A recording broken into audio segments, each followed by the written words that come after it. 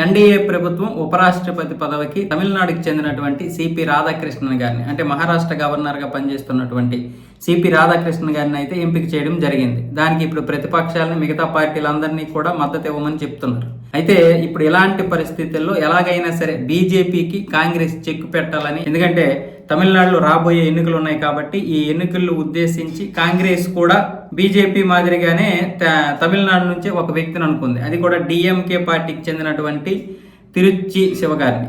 దాంతో ఇప్పుడు ఏంటంటే బీజేపీ ఏ నిర్ణయం తీసుకుందో అదే విధంగా కాంగ్రెస్ కూడా ఒక నిర్ణయం తీసుకుంది. తమిళనాడు వ్యక్తి వచ్చే సార్వత్రిక ఎన్నికలకి సమాధానం చెప్పొచ్చు, అలాగే సౌత్ ఇండియా నుంచి ఎవరిని ఎన్నుకోవడం లేదు, అన్యాయం జరుగుతుంది ఉత్తరాది నాయకులు అనే దానికి కూడా సమాధానం చెప్పొచ్చు, బీజేపీకి కూడా సమాధానం చెప్పొచ్చు. రేపు బీజేపీ తమిళనాడుకి అన్ని విధాలుగా మేము ఆదరించామని ఒకవేళ చెప్తే కాంగ్రెస్ కూడా అదే విధానం చెప్పొచ్చు.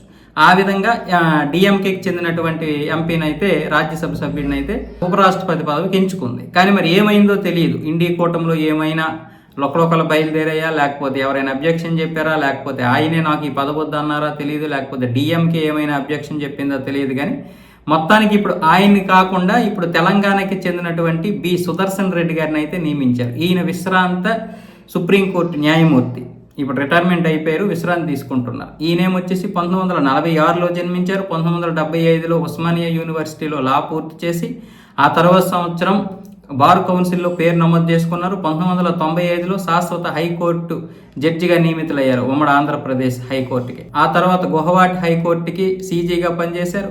ఆ తర్వాత లోకాయుక్తకి 2013లో ఎన్నికయ్యారు. ఆయన 7 నెలల్లో దానికి రాజీనామా చేశారులేండి, మరి ఎందుకు చేశారు మనకు తెలియదు. కానీ ఆ తర్వాత 2007 నుంచి 2011 వరకు సుప్రీంకోర్టుకి కూడా న్యాయమూర్తిగా పనిచేశారు. తెలంగాణ రంగారెడ్డి జిల్లాకు చెందినటువంటి ఈయన ప్రస్తుతానికి విశ్రాంతి అయితే తీసుకుంటున్నారు.